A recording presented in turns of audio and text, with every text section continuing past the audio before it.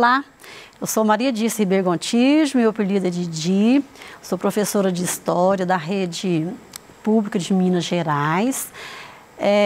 Estou aqui hoje com vocês mais uma vez, para mais uma aula de História, dando sequência à nossa aula anterior. Hoje nós vamos estar tratando do tema a primeira Revolução Industrial. Bom, esse tema, ele é bastante interessante, porque vai mostrar para a gente o quanto houve as revoluções tecnológicas a partir dessa Revolução Industrial. Ela começou na Inglaterra, tá? Lá no século XVIII, a partir de 1760 até 1850, mas hoje a gente vai estar vendo só a primeira, revolução, porque depois nas outras aulas a gente dá sequência na segunda e terceira. Mas, de qualquer forma, essa primeira Revolução Industrial, a gente pode falar que foi a primeira grande revolução tecnológica, que aconteceu, no mundo, tá? Então, aí, ela começou, ali na Europa, na Inglaterra. Bom, conceituando aqui, o que foi essa Revolução Industrial, poderia estar falando que ela foi realmente um processo de grandes inovações, tecnológicas que substituem, no momento lá, o trabalho manual pelo uso de máquinas. Claro que isso foi extremamente legal, fantástico, esse desenvolvimento tecnológico e que resultou em todas essas nossas tecnologias que a gente tem hoje e que você tem muito acesso a elas. Mas tem um lado negativo, que à medida que as aulas forem desenvolvendo, a gente vai estar vendo, porque se as máquinas substituíram o trabalho manual, é claro que vai ter alguém que vai perder nesse processo. E esse alguém, claro, somos nós, os seres humanos, porque o nosso trabalho vai sendo substituído pelo trabalho das máquinas. Devemos lembrar também que com essa Revolução Industrial, que começou lá na Europa, na Inglaterra, como eu falei, ela teve um excedente de produção lá na época, que o pessoal ficou tão encantado com essas descobertas das máquinas que eles não tinham, na verdade, mercados consumidores para consumir tudo que eles produziam. Então, a gente pode estar falando que houve naquela época um excedente, de produção, tá certo?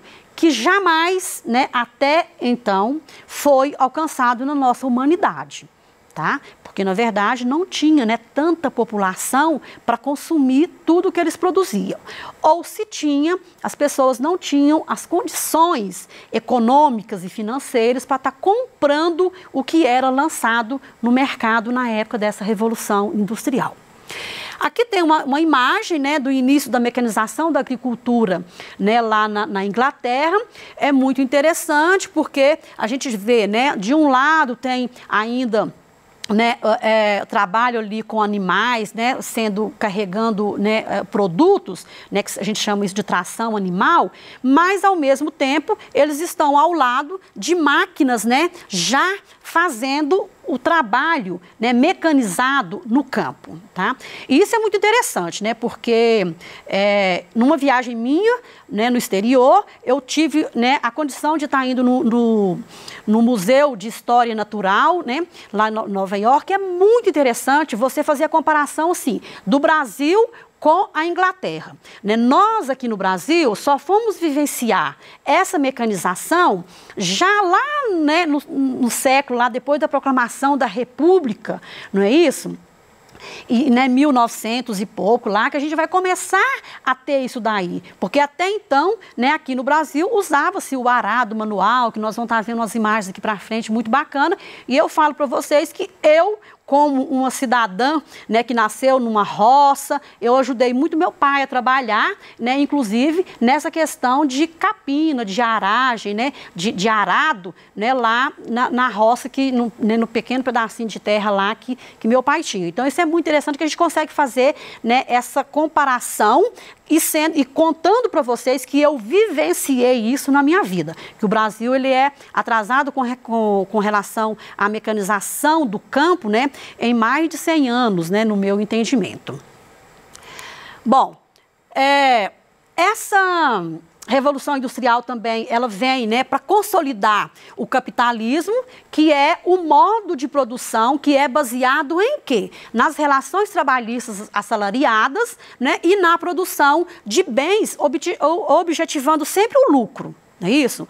Então, isso significa o quê? Né, que se eu sou dona, né, das máquinas que produz, eu tenho as pessoas que trabalham para mim, eu pago um determinado salário para ela, e né, o lucro que eu tenho em cima de tudo que é produzido vai para o meu bolso, que sou o dono das máquinas. No caso, então, a gente está falando, então, que eu estou inserindo o capitalismo, de fato, né, no mundo moderno, no mundo contemporâneo.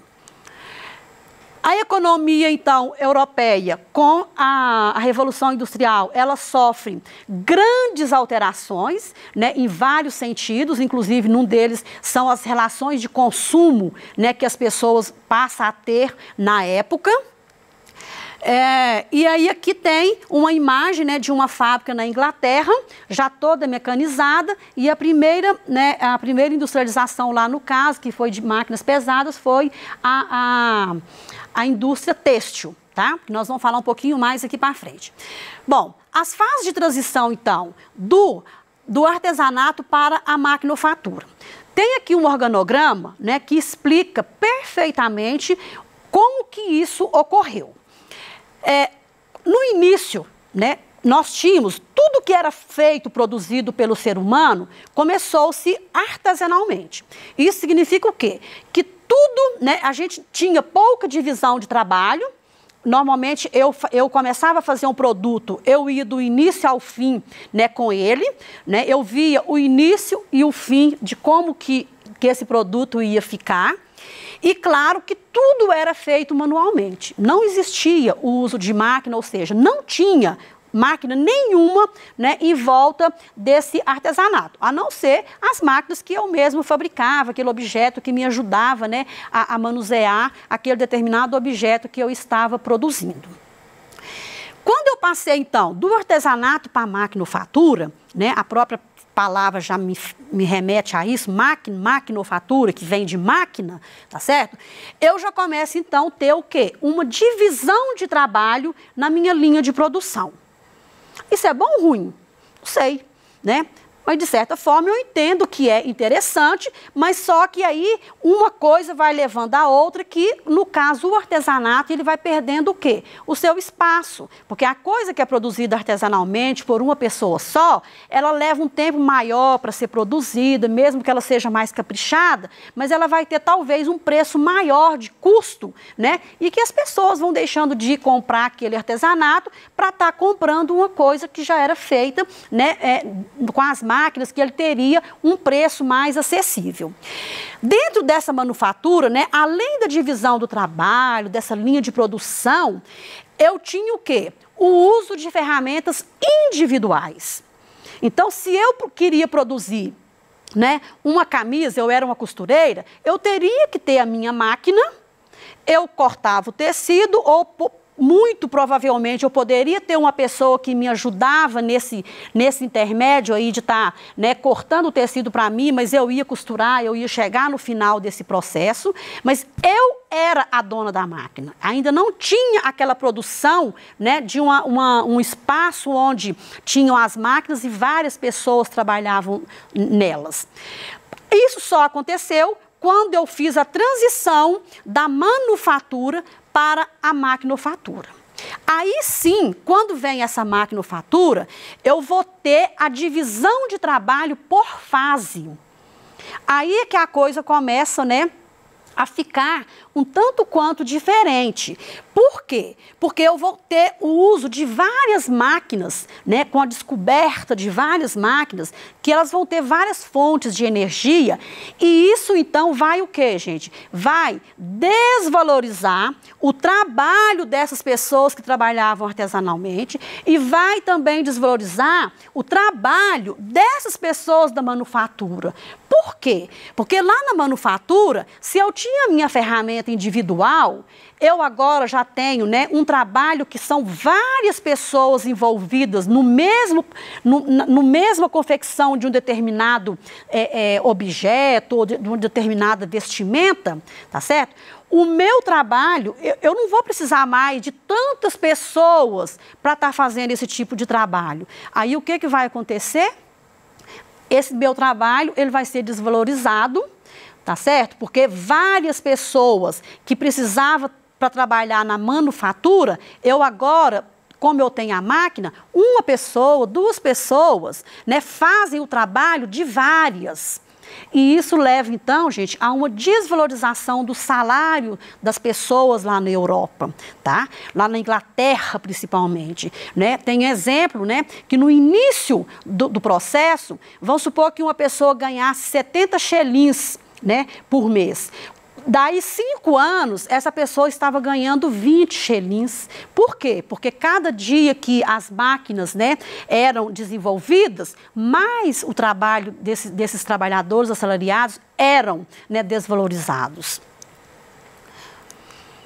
Aqui tem um outro organograma, né, que são os estágios da produção industrial. É um organograma, né, um pouquinho diferente, mas que também é muito interessante para vocês estarem analisando. Pesquisem um pouco, né, mais sobre isso. Tá? E aí vocês vão estar entendendo, né, a questão do artesanato, mas aqui ele já faz uma junção, né, do que é, né, a transição de um para o outro, mas na verdade, dependia do outro para esse desenvolvimento, tá? E aí o trabalho, então, ele deixou de ser primitivo, serviu para ser o trabalho assalariado lá na manufatura, né? E depois para ele ser um trabalho mecanizado lá na época da maquinofatura.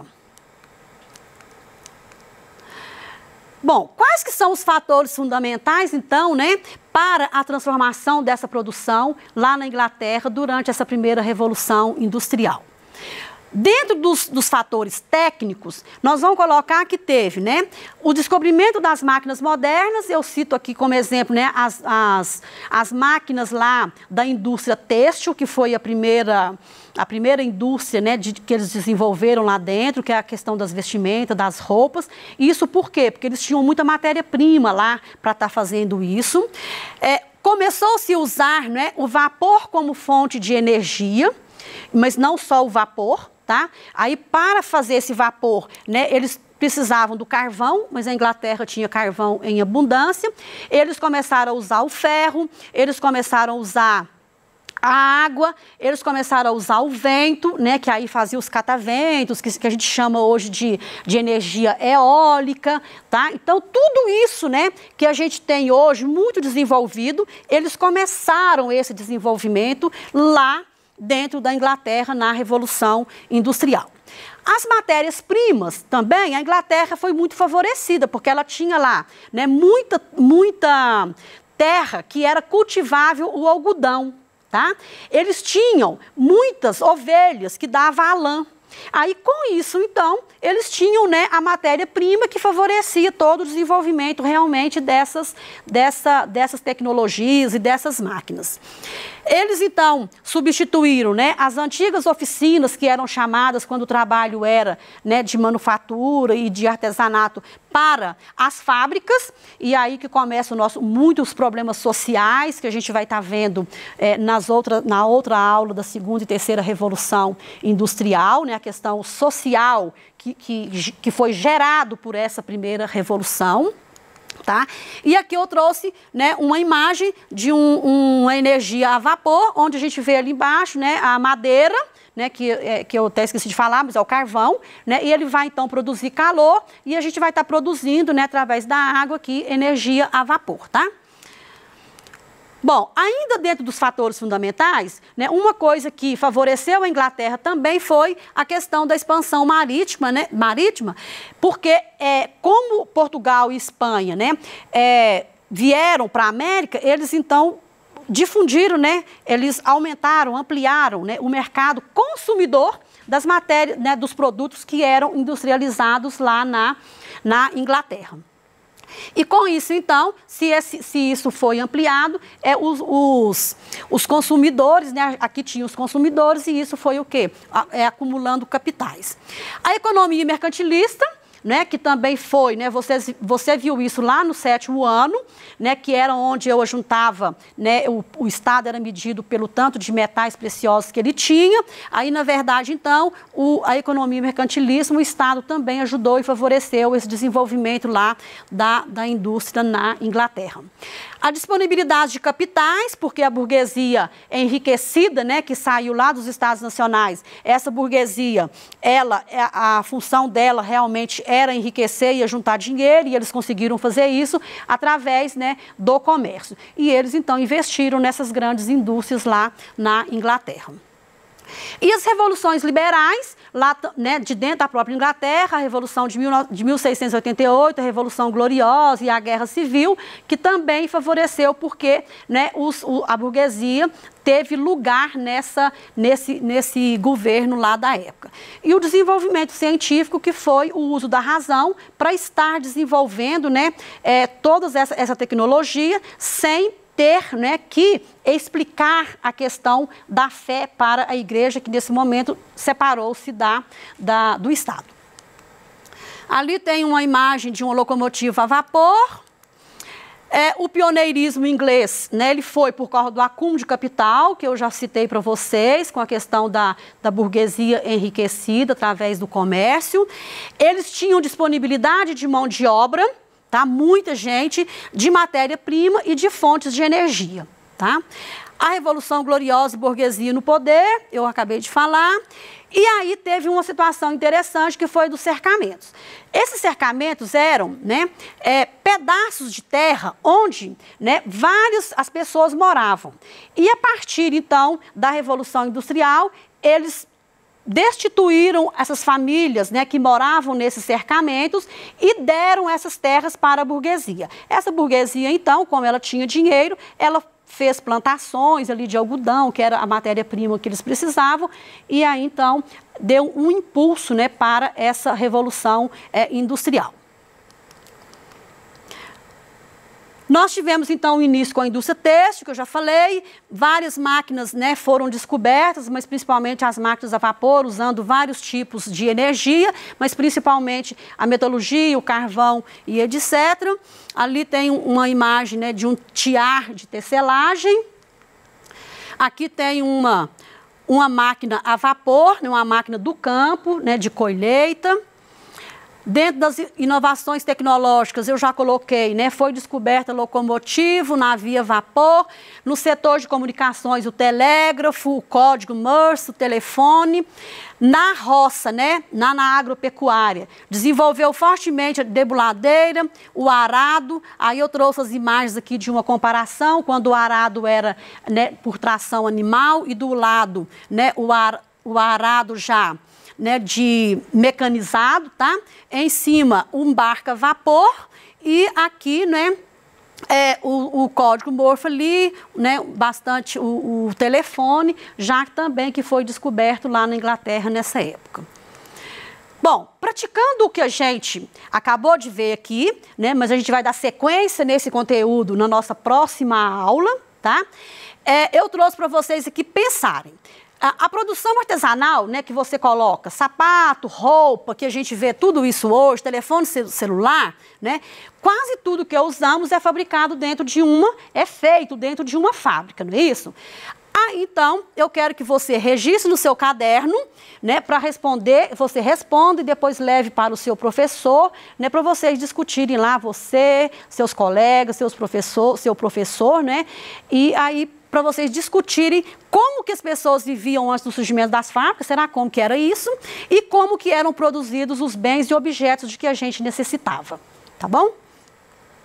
Bom, a nossa aula está terminando, né, mas eu espero, tenho certeza que a gente vai estar juntos brevemente, tá? E na próxima aula, até então, eu peço para vocês, permaneçam em casa, tá? Porque é a forma da gente estar, né, nos resguardando dessa pandemia. E na próxima aula, a gente vai ver, então, a segunda e a terceira revolução industrial. Obrigada e até breve.